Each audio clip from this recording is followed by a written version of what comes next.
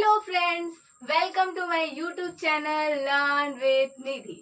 तो कैसे हैं आप सब दोस्तों? सॉरी, मैं कई दिनों से इस अपने यूट्यूब चैनल पे वीडियोस अपलोड नहीं कर पा रही थी क्योंकि मेरे कुछ दिनों से तबीयत खराब चल रहा था, इसलिए मैं वीडियो अपलोड करने में लेट हो गई।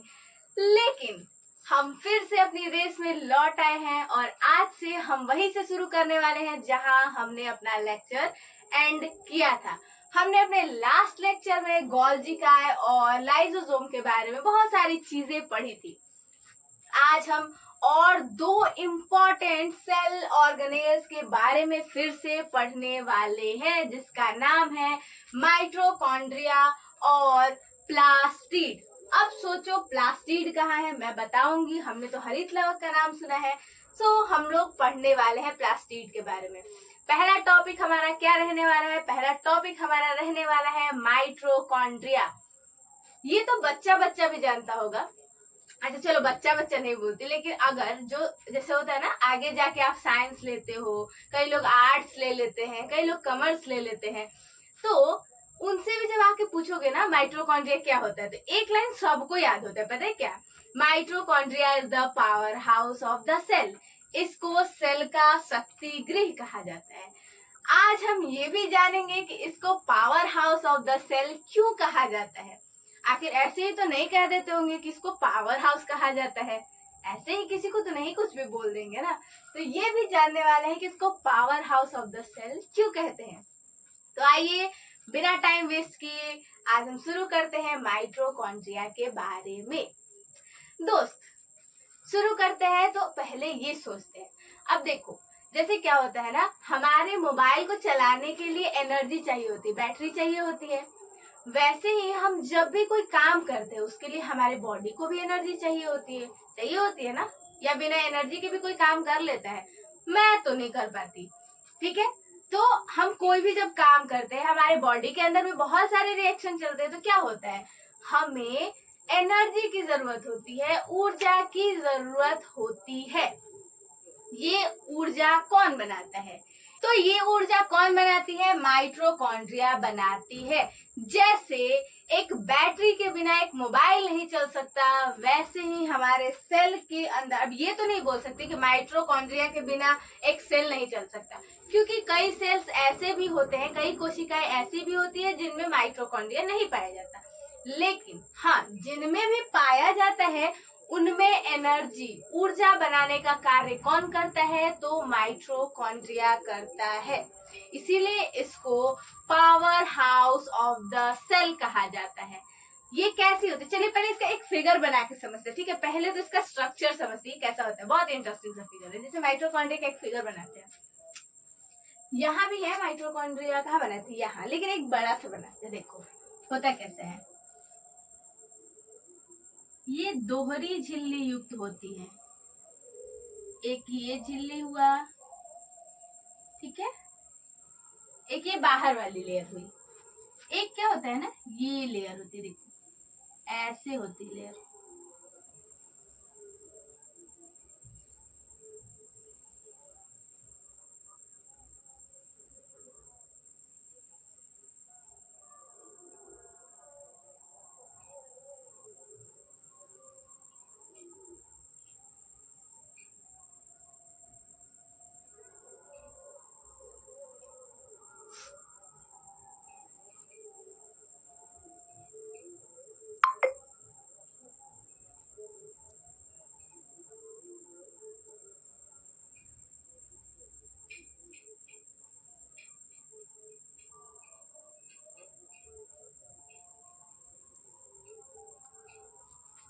ये होता है थोड़ा सा इसका फिगर, यहाँ थोड़ा सही कर लेते हैं हम लोग। अच्छा खासा बन गया है। जो माइटोकॉन्ड्रिया होती है ये दोहरी झिल्ली युक्त होती है। पहला झिल्ली दिख रहा है, ये बाहर वाली झिल्ली, और ये क्या है, एक अंदर वाली वॉल है, अंदर वाली दीवार। अंदर वाली जो दीवार होती है ना, वो कैसी होती है, ये मुड़ी हुई होती है, अंदर की तरफ ऐसे ऐसे ऐसे ऐसे फोल्डेड होती है, और बाहर वाली जो होती है ये कंटिन्यूअस होती है, ठीक है। इसके अंदर के भाग को पता है क्या कहते हैं? मैट्रिक्स कहते हैं। इसके अंदर वाले भाग को क्या बोलते हैं? मैट्रिक्स। मैट्रिक्स इसको कहते हैं मैट्रिक्स। बाहरी झिल्ली,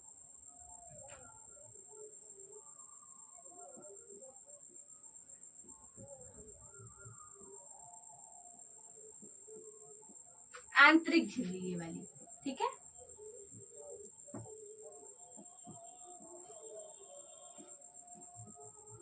आंतरिक झिल्ली है। तो माइटोकॉन्ड्रिया कैसी होती है? दोहरी झिल्ली युक्त एक कोशिकांग है। यहाँ हम लोग लिख सकते हैं माइटोकॉन्ड्रिया, माइटोकॉन्ड्रिया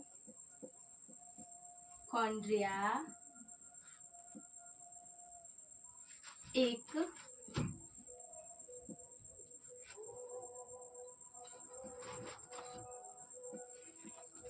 दोहरी झिल्ली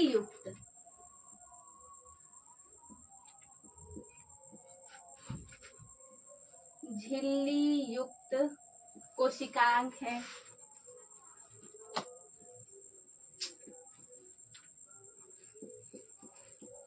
कोशिकांग है।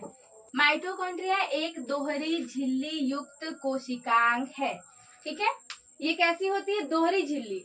बाहर वाली क्या है? बाहरी झिल्ली है, ये आंतरिक झिल्ली है। इसके अंदर जो भी फ्लूइड भरा होगा, ठीक है, ये जो होता है इसके अंदर भी कुछ पानी भरा होता है। तो माइटोकॉन्ड्रिया के पानी कहने का मतलब कोई फ्लूइड भरा होता है, कोई तरल पदार्थ है। तो माइटोकॉन्ड्रिया के अंदर के तरल पदार्थ को क्या बोलते हैं? मैट्रिक्स बोलते हैं, ठीक है।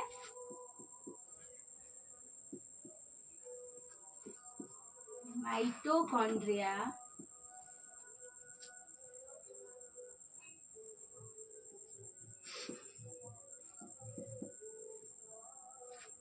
के अंदर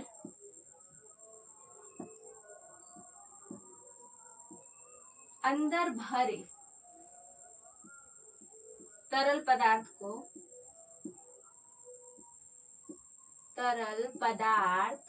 को मैट्रिक्स कहते हैं।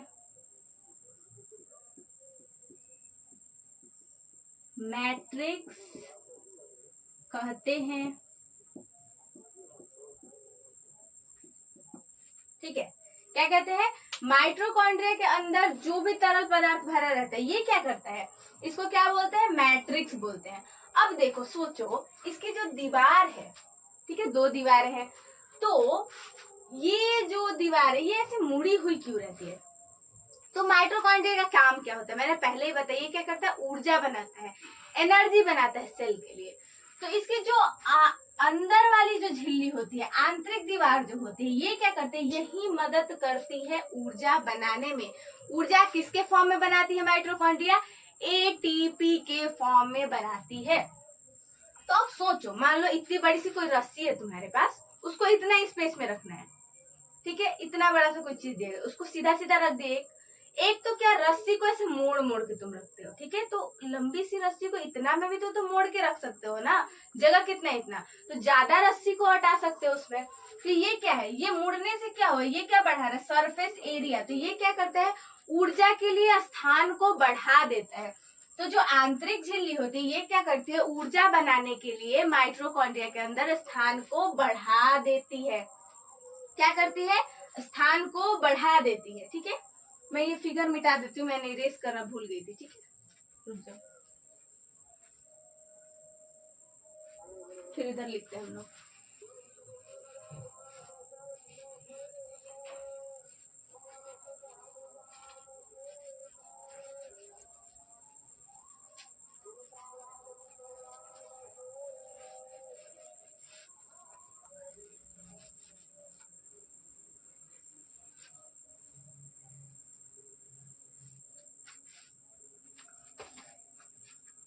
तो कहाँ थे हम लोग? माइटोकॉन्ड्रिया के अंदर ये तरल पदार्थ हो गया। ये समझ लिए कि ये वाला जो झिल्ली होता है, अंदर वाला आंतरिक जो झिल्ली होता है, ये क्या करता है? एटीपी बनाने, ऊर्जा बनाने के लिए जगह जो होता है उसको क्या करता है? बढ़ाता है, ठीक है। तो ऊर्जा बनाने के लिए जगह बढ़ाता है ये। और तो और क्या, एक इंटरेस्टिंग बात पता है क्या है? ऐसा माना जाता है, वैसे तो आपके बुक में पढ़ना नहीं, बट मैं बता रही हूँ, ये चीज से पढ़ना है ना, कि जो माइटोकॉन्ड्रिया होता है इसके पास अपना राइबोसोम होता है और अपना डीएनए होता है। यहाँ लिखेंगे माइटोकॉन्ड्रिया के पास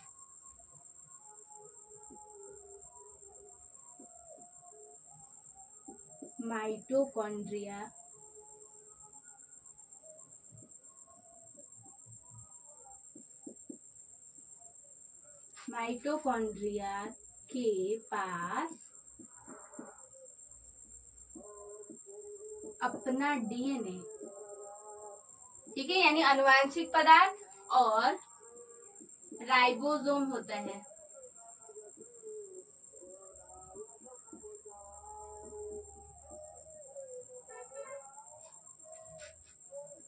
राइबोसोम होता है। इससे पता है फायदा क्या होता है? अपना आधा से ज्यादा प्रोटीन। अब देखो, हर चीज को प्रोटीन की जरूरत होती है। सेल के अंदर जितने भी ऑर्गेनेल होते हैं, जितनी भी कोशिकाएं होती है, उनको प्रोटीन की जरूरत है। हमारे बॉडी के अंदर जितनी भी चीजें बनती है, लगभग सारी चीजें प्रोटीन से बनती है। जितने भी एंजाइम होते हैं किससे बनते हैं? प्रोटीन से बनते हैं। प्रोटीन की जरूरत है। जो ये रिएक्शन कर रहा है, एनर्जी बना रहा है, उसमें भी तो प्रोटीन की जरूरत होगी, ठीक है। तो ये आधा से ज्यादा अपना प्रोटीन, जैसे राइबोसोम क्या था? प्रोटीन फैक्ट्री था, हमने पहले पढ़ चुका है। तो ये अपना आधा से ज्यादा प्रोटीन खुद बना लेता है, ठीक है। इसको दूसरों पर निर्भर रहने, जैसे साइटोप्लाज्म में था ना, एंडोप्लाज्मिक रेटिकुलम, अंतःप्रद्रवी जालिका के ऊपर राइबोसोम था, वो क्या कर रहा था? प्रोटीन बना रहा था। तो अब वहां से वो प्रोटीन लाएगा, इसके पास भेजेगा। उससे अच्छा नहीं घर में खुद से बना ले रहा है। आधा प्रोटीन ये अपना खुद बना लेता है। डीएनए जेनेटिक मटेरियल है, ठीक है, अपने आप को रेप्लिकेट खुद कर सकता है, अपने आप को खुद दूसरों में बांट। जैसे क्या होता है जेनेटिक मटेरियल से क्या होता है? अपने से दूसरी अपनी डॉटर सेल्स बना सकता है, ठीक है, अपने आप को बांट सकता है, कोशिका विभाजन कर सकता है। तो ज्यादातर चीजें ये अपनी खुद कर सकता है, ठीक है। ये हो गया। अब लिख लेते हैं कोशिका के माइटोकॉन्ड्रिया के मुख्य कार्य क्या होते हैं, ठीक है। यहां से लिखते हैं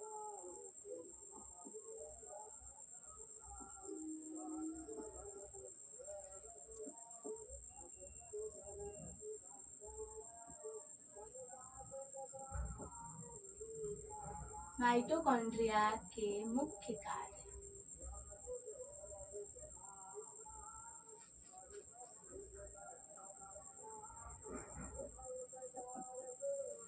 क्या हो जाएगा पहले इसका कार्य, ये बताओ।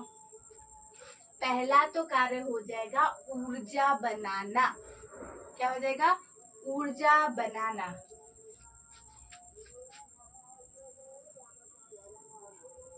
ऊर्जा निर्माण, ठीक है। इसको क्या कहते हैं? Power house of the cell. ऊर्जा गृह भी कहते हैं इसको, ऊर्जा गृह कहते हैं।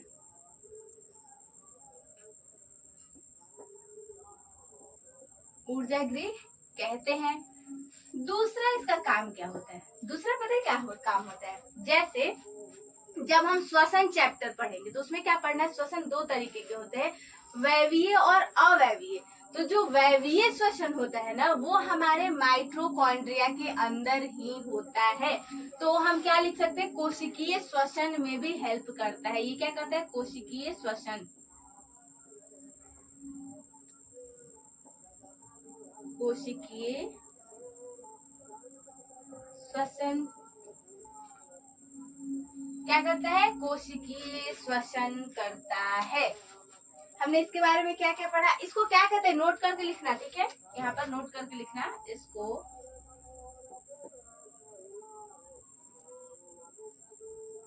माइटोकॉन्ड्रिया को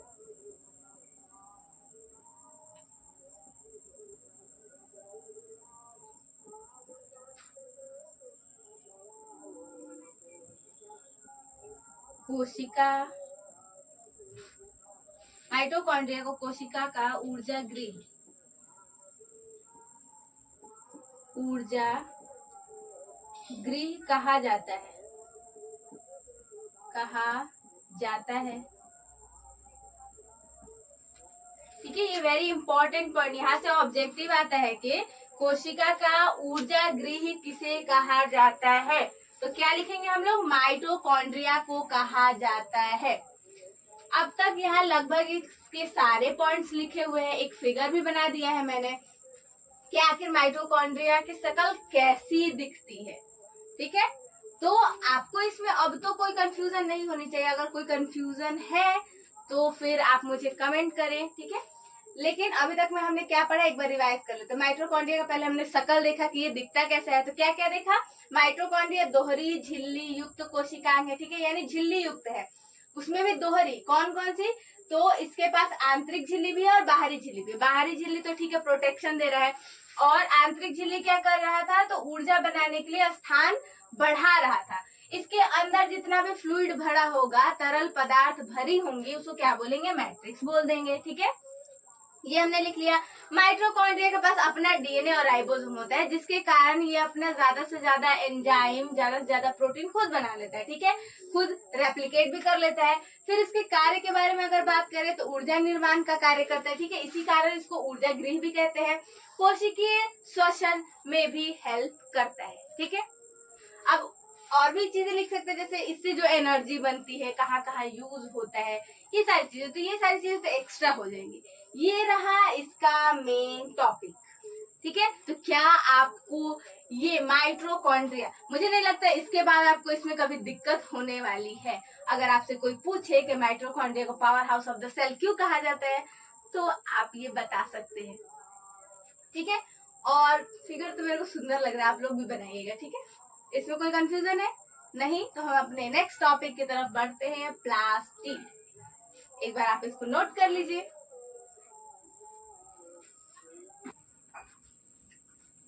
तो दोस्त हो गया हो तो इसको मिटा देते हैं।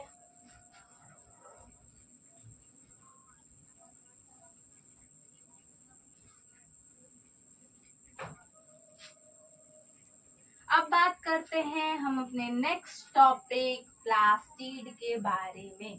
आखिर ये प्लास्टिड नामक प्राणी क्या है भाई। माइटोकॉन्ड्रिया के बारे में तो जान गए, चलो आज हम प्लास्टिड के बारे में भी जान जाते हैं।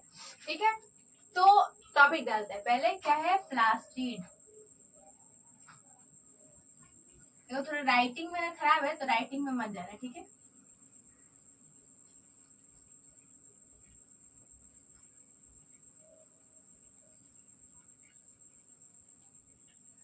प्लास्टिड, प्लास्टिड है। अब इसके बारे में थोड़ा हम जान लेते हैं कि आखिर ये क्या चीज है, इसके बारे में बात करते हैं। तो जो प्लास्टिड होता है, ये केवल और केवल ये एक ऐसा ये भी एक तरह का कोशिका है। ठीक है, कोशिका के अंदर पाया जाने वाला एक ऑर्गेनेल है, लेकिन इसकी कुछ खासियत होती है। जैसे ये केवल और केवल पादप कोशिकाओं में ही पाया जाता है, ये जंतु कोशिकाओं में नहीं पाया जाएगा। ठीक है, किसमें पाया जाएगा, केवल और केवल पादप कोशिकाओं में। जंतु कोशिकाओं में प्लास्टिड नहीं पाए जाते हैं। अब ये कई प्रकार के होते हैं। इनका मुख्य कार्य होता है भोजन बनाना और उनका संग्रह करना। ठीक है, भोजन बनाना, संग्रह करना, और तो और पौधों को रंग प्रदान करना। ठीक है, इनका मुख्य कार्य क्या होता है, भोजन बनाना, भोजन का संग्रह करना और पौधों को रंग प्रदान करना। तो पहले इसके बारे में थोड़ा लिखते हैं, उसके बाद इसके प्रकार के बारे में पढ़ेंगे। पहला क्या पॉइंट लिखेंगे हम प्लास्टिड में, पहला पॉइंट लिखेंगे यह केवल और केवल, यह केवल पादप कोशिकाओं में पाई जाती है। पादप कोशिकाओं में पाई जाती हैं।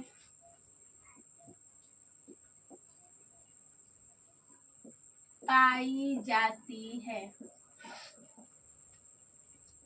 यह जंतु कोशिका में नहीं पाई जाएगी। यह जंतु कोशिका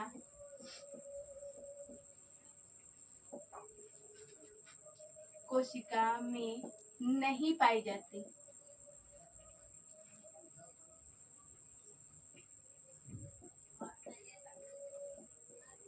नहीं पाई जाती है। यह जंतु कोशिका में नहीं पाई जाती है। इनका मुख्य कार्य क्या होता है? इनका मुख्य कार्य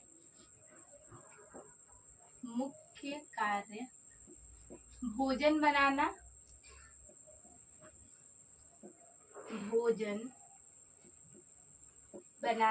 तथा रंग प्रदान करना है। तथा क्या है? रंग प्रदान करना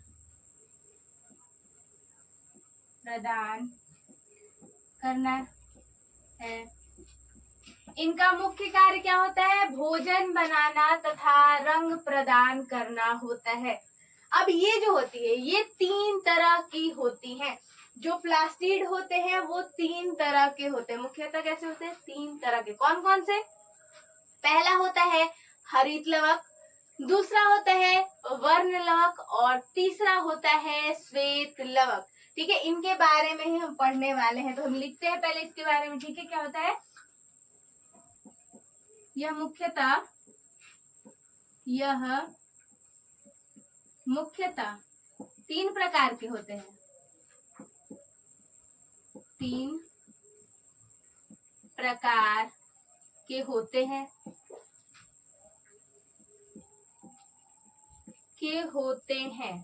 कौन कौन से? फर्स्ट होगा कौन सा? हरित लवक।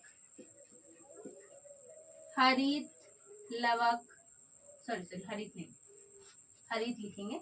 हरित लवक। दूसरा क्या हो जाएगा? वर्ण लवक। और तीसरा हो जाएगा श्वेत लवक।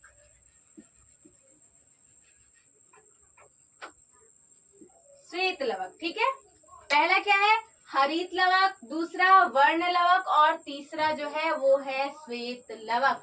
ठीक है, यह मुख्यतः 3 प्रकार के होते हैं। कौन कौन से? हरित लवक, वर्ण लवक और श्वेत लवक। अब एक एक करके इनके बारे में हम लोग पढ़ते हैं। पहले पढ़ेंगे हरित लवक के बारे में। हरित लवक क्या होते हैं?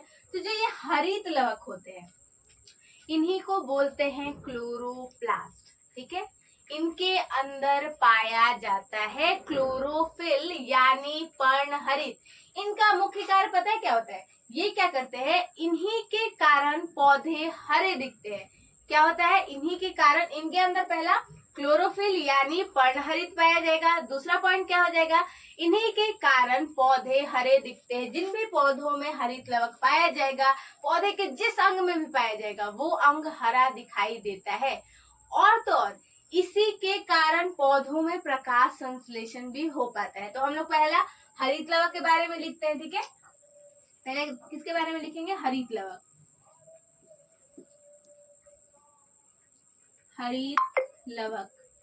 ठीक है, हरित लवक के बारे में पहला पॉइंट हम लोग क्या लिखेंगे? इसमें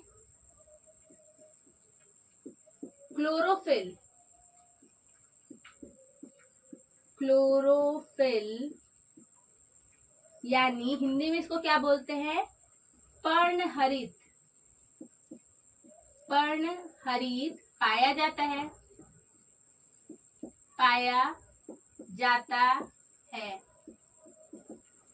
दूसरा पॉइंट इसका क्या लिखेंगे? यहाँ लिखते हैं। ठीक है, दूसरा पॉइंट क्या लिखेंगे इसके बारे में? हरित लवक के बारे में दूसरा पॉइंट हम लोग क्या लिख सकते हैं? तो इसी के कारण पौधे हरे दिखते हैं। इसके कारण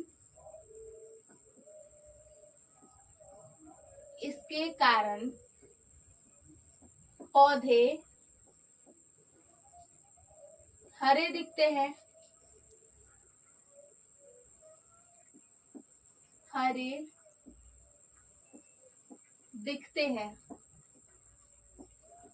और तीसरा और मोस्ट इम्पोर्टेंट पॉइंट क्या हो जाएगा? प्रकाश संश्लेषण किसके कारण होता है? तो हरित लवक के कारण ही होता है। प्रकाश संश्लेषण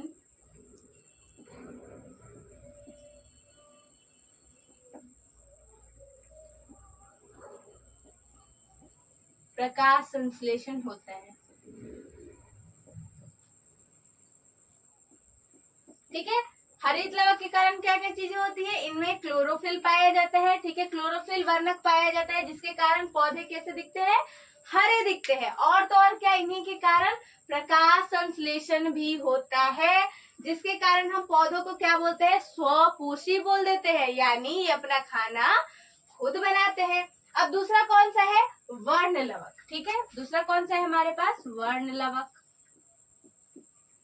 वर्ण लवक, अब इसके नाम से पकड़ो, ठीक है। वर्ण का मतलब क्या होता है, वर्ण सुने हो, वर्ण का मतलब होता है कलर, रंग।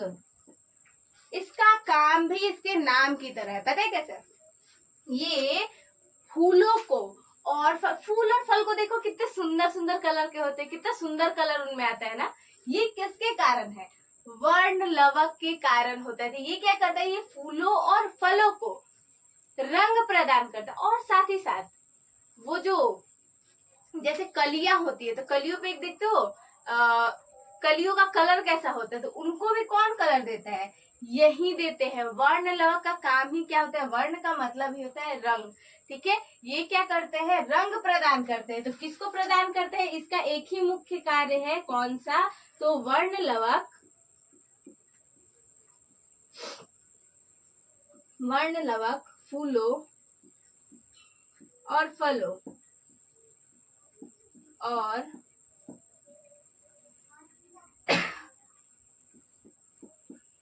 फलों को रंग प्रदान करता है,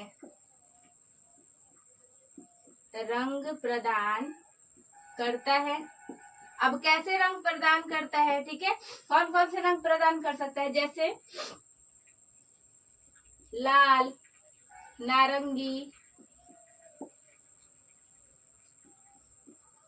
ये सारे रंग प्रदान करता है। कौन करता है, वर्ण लवक करता है।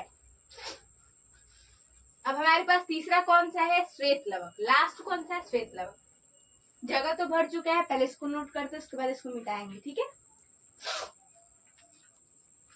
ठीक है, तो मैं इसको इरेज कर देती हूँ।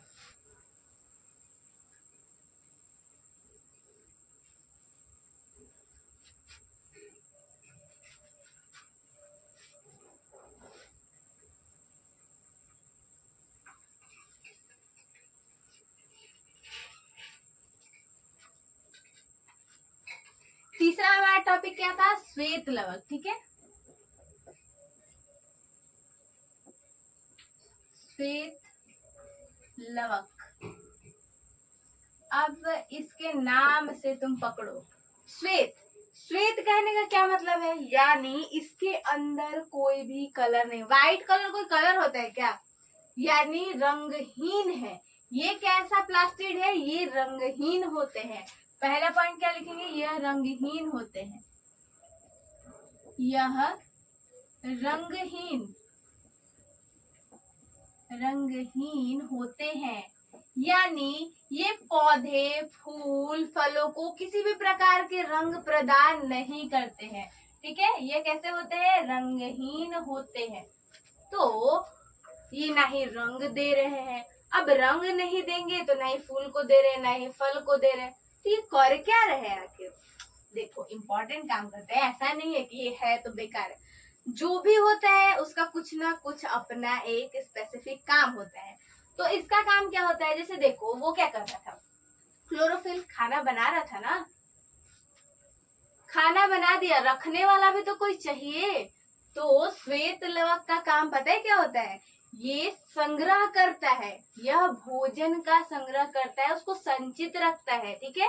यह क्या करता है, भोजन का संग्रह करता है, यह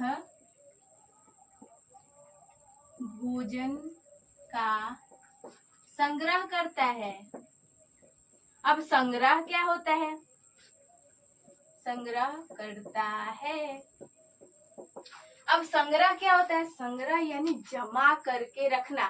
पौधे जितना खाना बनाते हैं, सारे के सारे नहीं खा जाते, हमारे तरह वो भुक्खड़ नहीं होते हैं, कुछ बचा के भी रखते हैं। तो उनको बचा के कौन रखता है, तो श्वेत लवक रखते हैं। जैसे यह क्या करते हैं, यह स्टार्च, स्टार्च, वसा, तेल जैसी चीजों का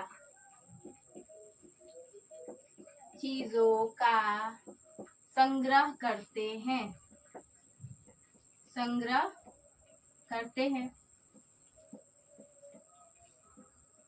ठीक है, क्या करते हैं ये? स्टार्च, वसा, तेल जैसी चीजों का क्या करेंगे? संग्रह करते हैं, उनको बचा के रखते हैं। ठीक है, अब ये था हमारा लास्ट कि श्वेत लवक क्या क्या होता है। ये रंगहीन होते हैं, भोजन का संग्रह करते हैं। कैसे? तो स्टार्च, वसा, तेल जैसी चीजों का संग्रह करके रखते हैं, यानी उसको बटोर के रखे रहते हैं। यहाँ तक ये था हमारा प्लास्टिड का लास्ट टॉपिक। ठीक है, अभी तक हम लोग पढ़ चुके हैं क्या? माइटोकॉन्ड्रिया के बारे में सारी चीजें पढ़ चुके हैं, प्लास्टिड के बारे में पढ़ चुके हैं कि ये होता क्या है। तो पढ़ा कि ये सिर्फ और सिर्फ पादप कोशिका में पाया जाता है, जंतु कोशिका में नहीं पाई जाएगी।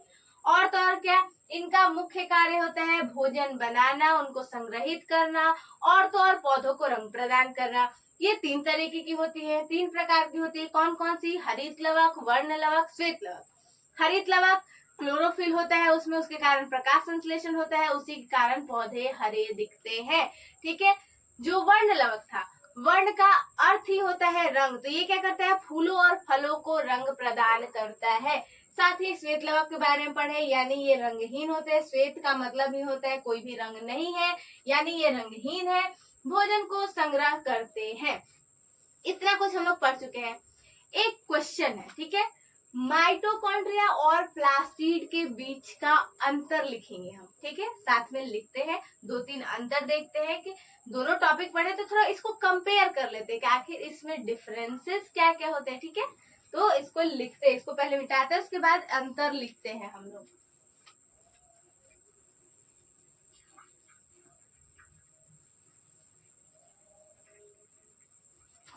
क्या लिखने वाले हैं हम लोग? माइटोकॉन्ड्रिया और प्लास्टिड के बीच में अंतर।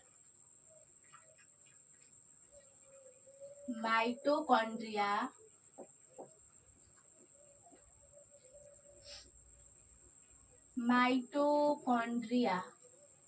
और प्लास्टिड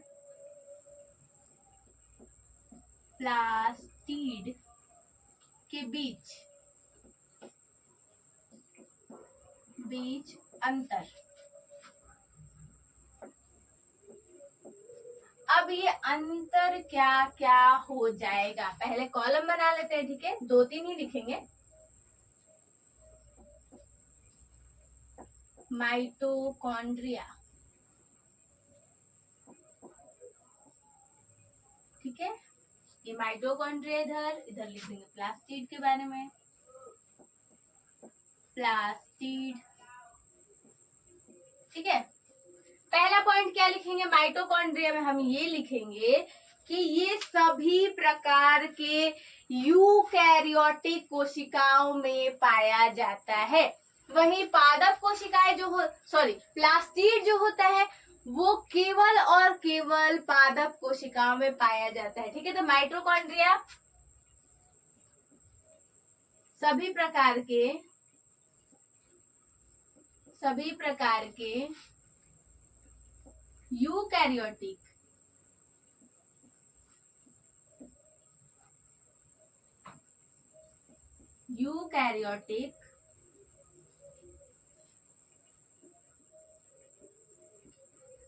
कोशिकाओं में पाया जाता है।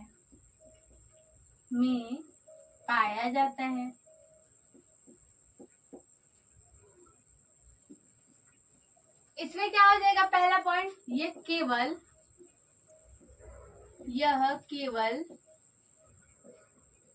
पादप कोशिका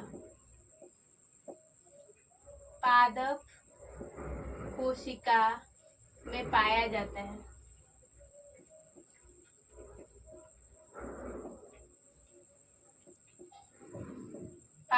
है। इसका कार्य क्या होता था? तो ऊर्जा बनाना। ठीक है, यह एटीपी के फॉर्म में, एटीपी के रूप में ऊर्जा बनाता है। ऊर्जा का निर्माण करता है।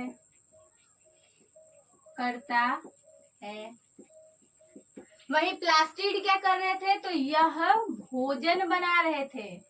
यह मुख्य रूप से भोजन बनाने तथा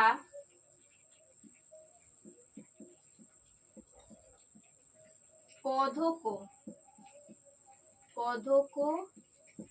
रंग प्रदान करने का कार्य करते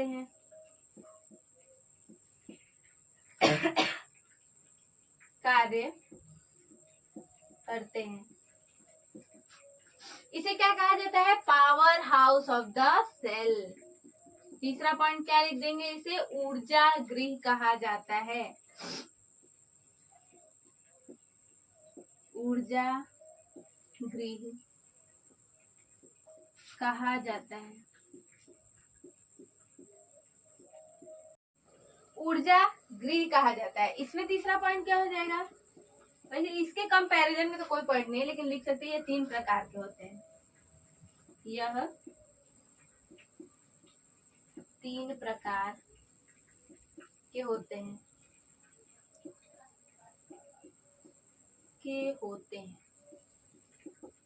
ठीक है, ये हो गया इनका कंपैरिजन। वैसे ये पूछा नहीं जाता, ये बस मैंने कंपैरिजन करवाया है आपसे, ठीक है, क्योंकि आपने ये सब चीजें पढ़ी थी।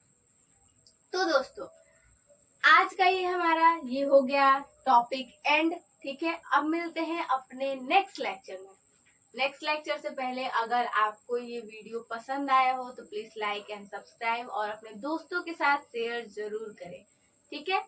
तब तक के लिए bye bye, tata and take care. जुड़े रहिए मेरे इस चैनल लर्न विद निधि के साथ।